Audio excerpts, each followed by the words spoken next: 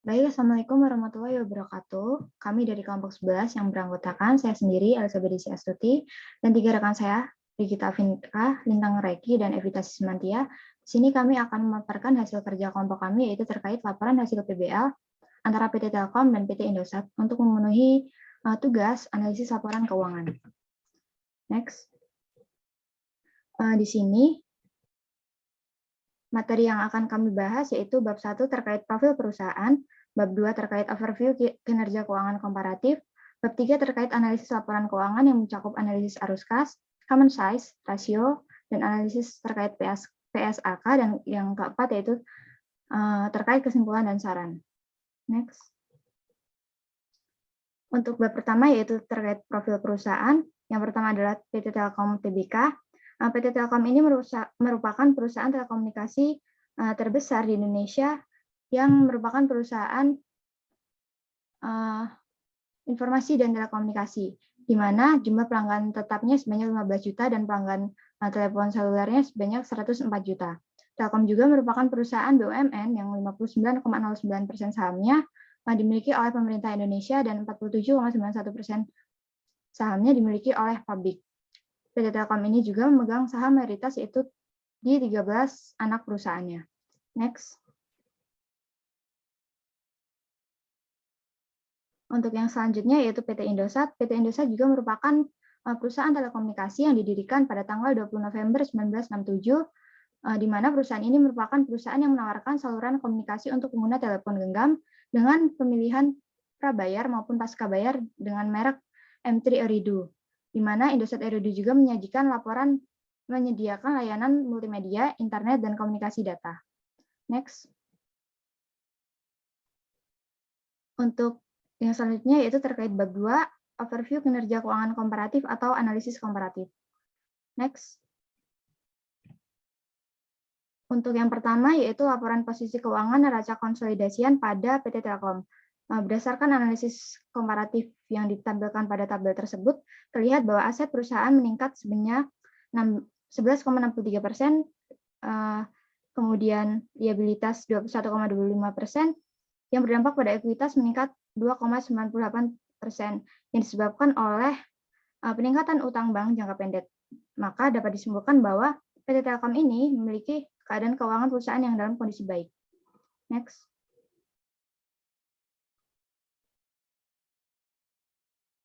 Next.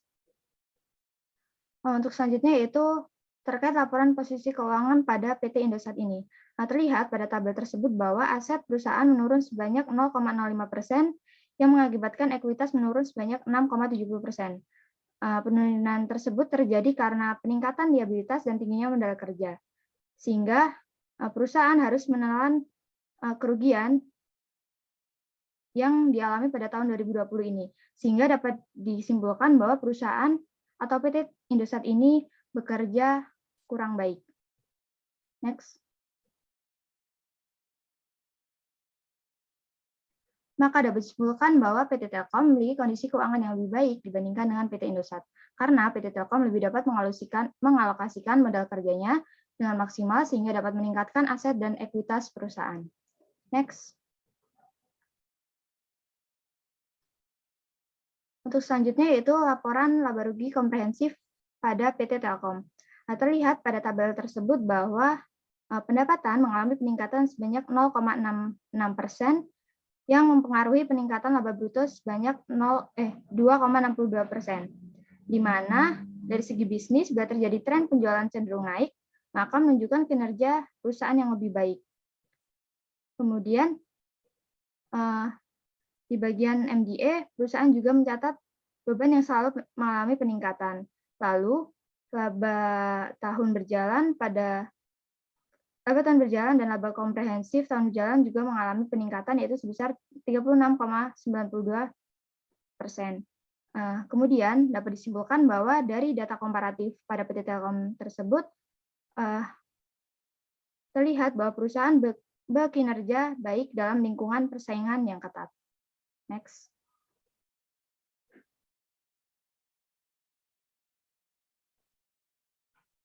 Lalu yang selanjutnya yaitu terkait laporan laba rugi komprehensif pada PT Indosat.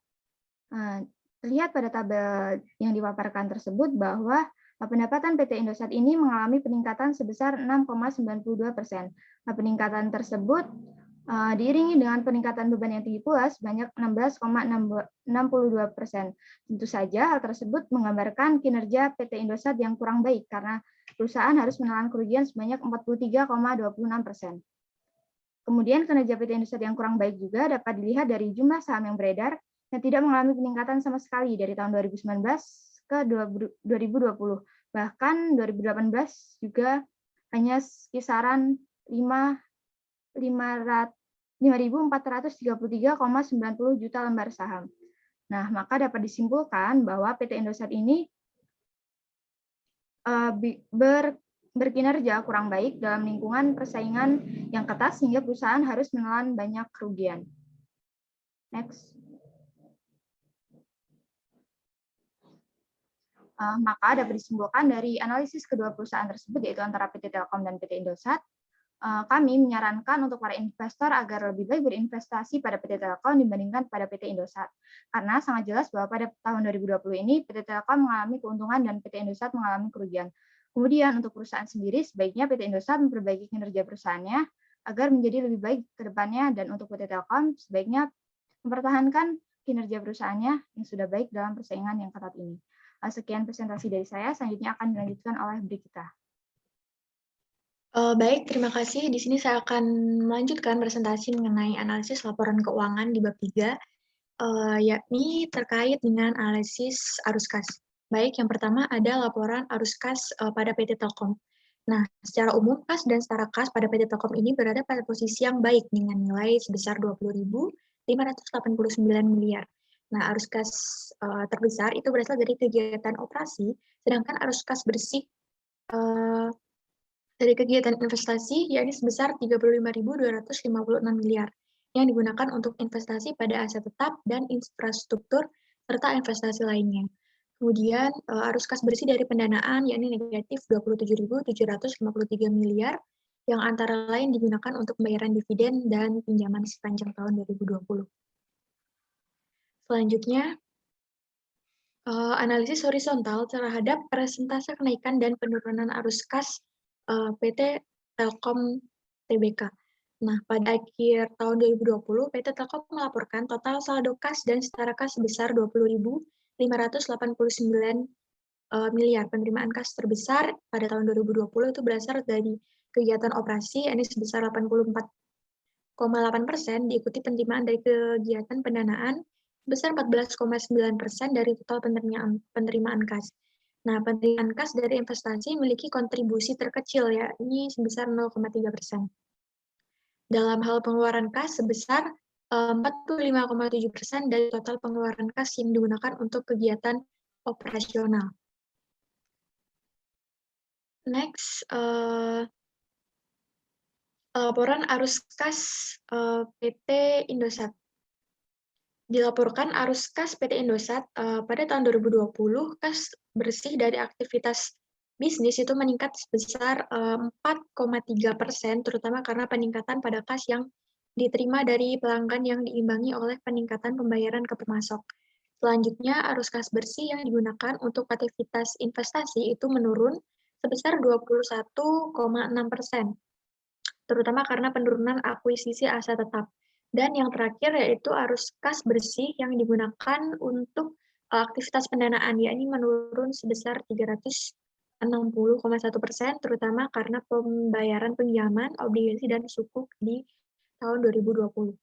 Selanjutnya, analisis horizontal terhadap persentase kenaikan dan penurunan arus kas pada PT Indosat. Dari hasil analisis di atas dapat diketahui bahwa kas kegiatan operasi tahun 2020 itu tercatat sebesar 74.134 miliar, itu tercatat turun bila dibandingkan tahun 2019. Kemudian kas untuk kegiatan investasi pada tahun 2020 itu menurun sebesar 8,5% daripada tahun 2019. Pengeluaran kas tersebut digunakan untuk kegiatan pembelian aset tetap dan pembelian aset tidak berwujud. Kemudian yang terakhir, arus kas untuk kegiatan pendanaan itu mengalami kenaikan sebesar 16,5% di tahun 2019. Nah, pengeluaran kas ini digunakan untuk kegiatan pembayaran dividen kas kepada pemegang saham perusahaan dan pemegang saham non-pengendali entitas anak. Sehingga berdasarkan data yang telah disajikan di atas dan analisis horizontal, dapat disimpulkan bahwa arus kas pada PT Telkom itu lebih baik atau unggul jika dibandingkan dengan PT Indosat. Hal ini dapat kita lihat dari penurunan arus kas bersih investasi pada PT Indosat sebesar 21,6%, itu yang diakibatkan karena penurunan akuisisi aset tetap dan arus kas bersih yang diperoleh dari aktivitas pendanaan itu menurun sebesar 360,1% karena pembayaran pinjaman, obligasi, dan suku di tahun 2020.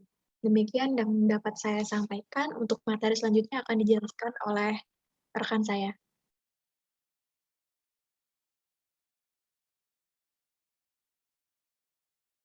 Baik, selanjutnya saya akan menjelaskan tentang analisis laporan keuangan bagian common size. Next.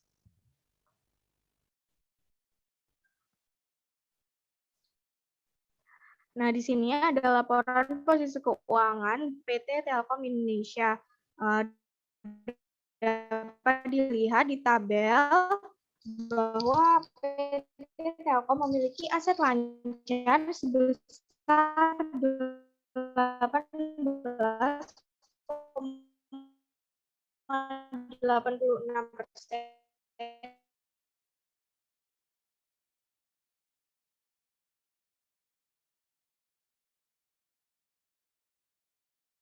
Di tahun 2019 dan sedikit mengalami penurunan pada tahun 2020. Sedangkan pada PT Indosat yaitu PT Pembanding aset lancar di tahun 2019 yaitu sebesar di 15,20. Next.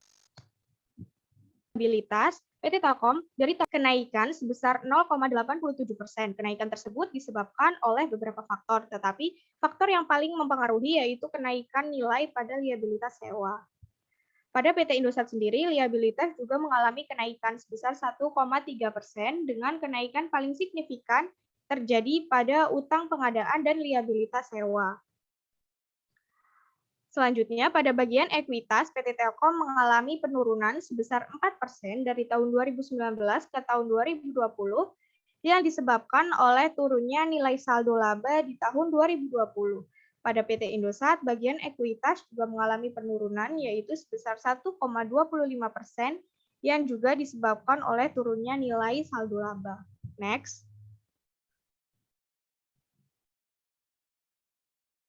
Next. Nah, selanjutnya ada laporan laba rugi dari PT Telkom Indonesia. Dari tabel tersebut dapat dilihat bahwa laba neto dari PT Telkom dari tahun 2019 ke tahun 2020 mengalami kenaikan sebesar 1,31% yang disebabkan oleh beberapa faktor. Di antaranya yaitu turunnya beban operasi dan pemeliharaan serta turunnya nilai beban pajak di tahun 2020. Sedangkan pada PT Indosat, laba neto tahun 2020 mengalami penurunan yang sangat signifikan dari tahun sebelumnya, yaitu sebesar 110%. Dengan nilai nominal pada tahun 2019 yaitu sebesar 1.630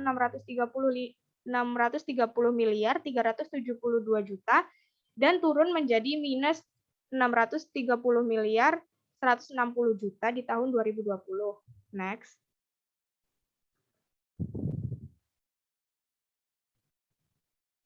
Next.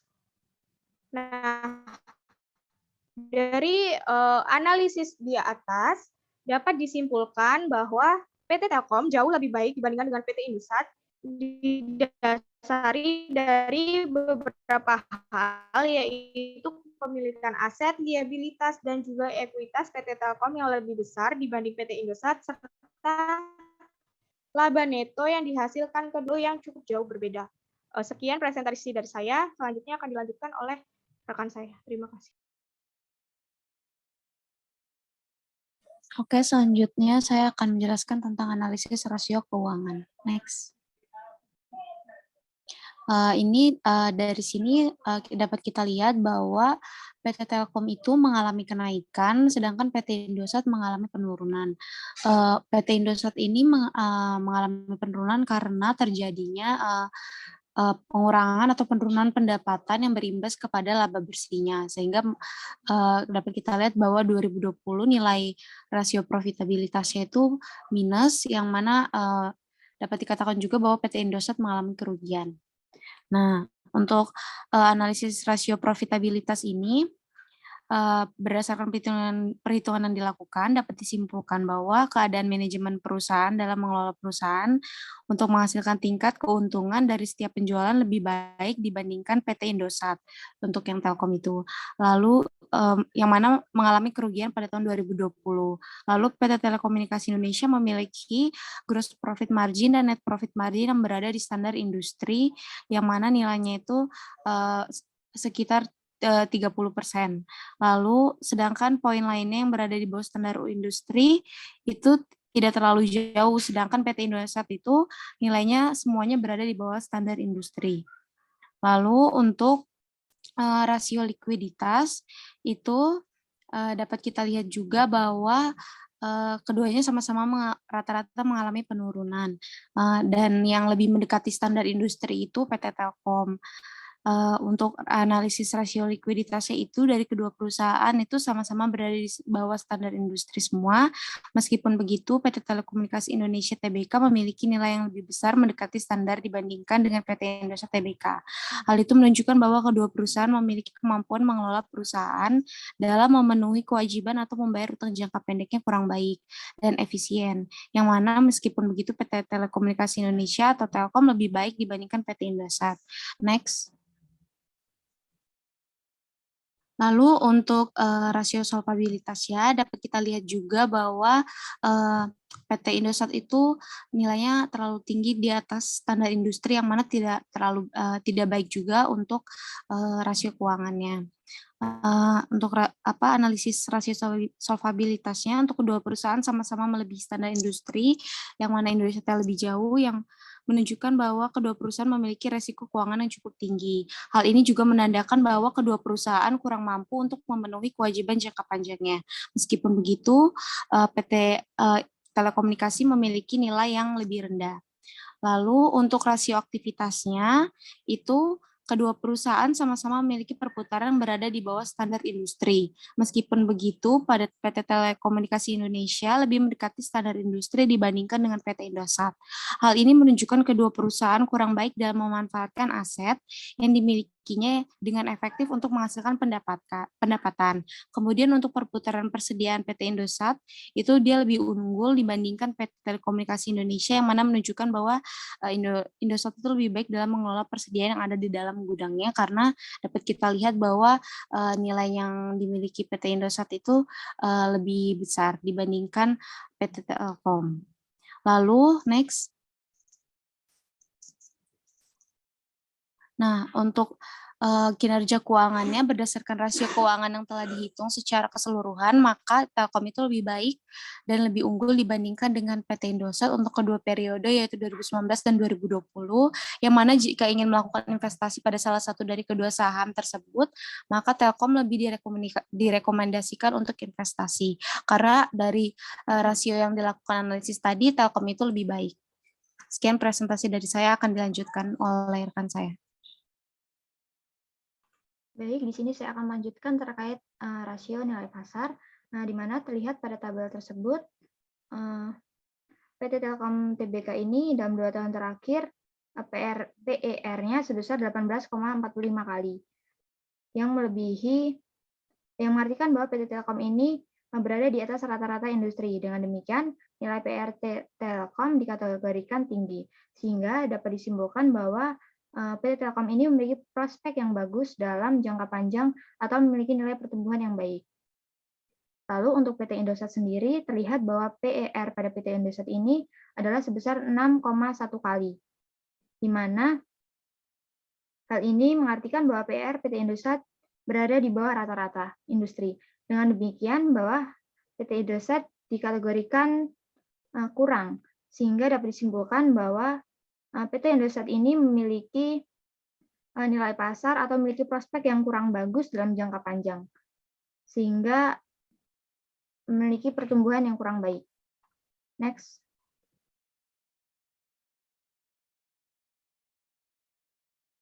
Kemudian untuk analisis MVA dan AVA, terlihat bahwa pada PT Telkom ini memiliki nilai yang positif, maka pada posisi ini berarti bahwa manajemen perusahaan telah berhasil menciptakan nilai tambah ekonomi bagi perusahaannya. Kemudian untuk hasil perhitungan MVA-nya, PT Telkom terlihat bahwa perusahaan mampu memiliki nilai MVA yang positif pada tahun 2017 hingga 2020, sehingga dapat dikatakan bahwa perusahaan berhasil meningkatkan nilai modal yang telah diinvestasikan oleh pemegang sahamnya. Lalu untuk PT Indosat sendiri, terlihat bahwa pada tahun 2017 hingga 2019, nilai EVA-nya memiliki nilai positif. Maka hal ini berarti bahwa perusahaan berhasil menciptakan nilai tambah ekonomi bagi perusahaannya ini. Untuk nilai MVA-nya,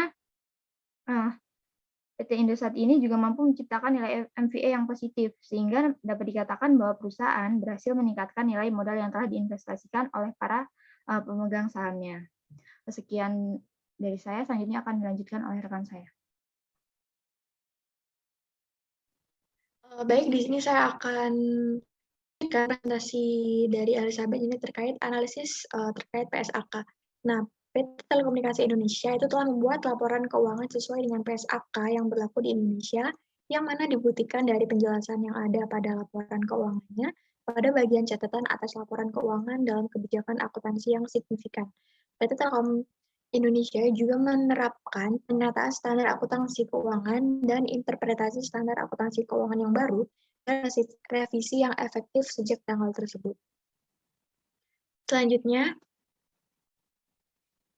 PT Indosat juga telah menerapkan PSAK yang berlaku dan sesuai dalam laporan keuangannya. Laporan keuangan konsolidasian kecuali laporan arus kas konsolidasian yang disusun dengan konsep harga perolehan dan basis akrual, kecuali disebutkan lain dalam catatan atas laporan keuangan konsolidasian yang relevan. PSAK yang ditetapkan atau yang diinterpretasikan dijelaskan pada catatan atas laporan keuangan pada kebijakan akuntansi yang signifikan. Demikian yang dapat saya sampaikan. Untuk kesimpulan dan saran akan dilanjutkan oleh rekan saya.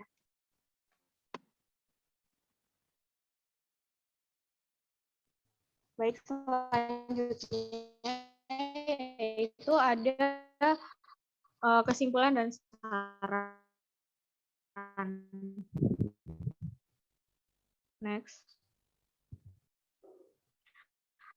Dari analisis yang telah kami paparkan tadi dapat disimpulkan bahwa hasil kinerja dari PT Telekomunikasi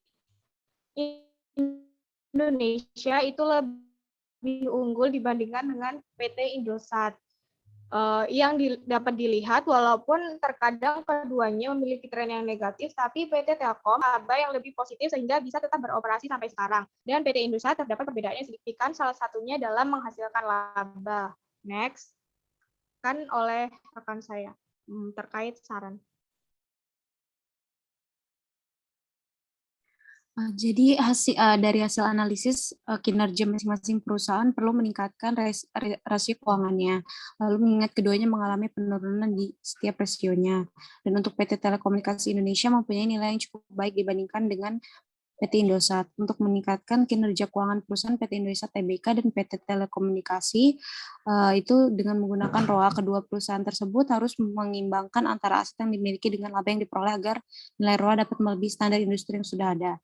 Untuk meningkatkan kinerja keuangan dengan menggunakan ROE, kedua perusahaan harus mengimbangi antara penjualan yang dimiliki dengan laba yang diperoleh agar nilai ROE lebih dari standar yang sudah ada. Next. Diharapkan juga hasil PT Telekomunikasi dan Indosat itu dapat mempertimbangkan untuk melakukan investasi untuk para calon investor juga tetap harus cermat dan dalam menilai kinerja keuangan yang dihasilkan perusahaan sehingga bisa mengetahui bagaimana prospek bisnis dari perusahaan ke depannya. Sekian presentasi dari saya. Sekian presentasi dari kelompok kami. Kurang dan lebihnya kami mohon maaf. Sekian dan terima kasih.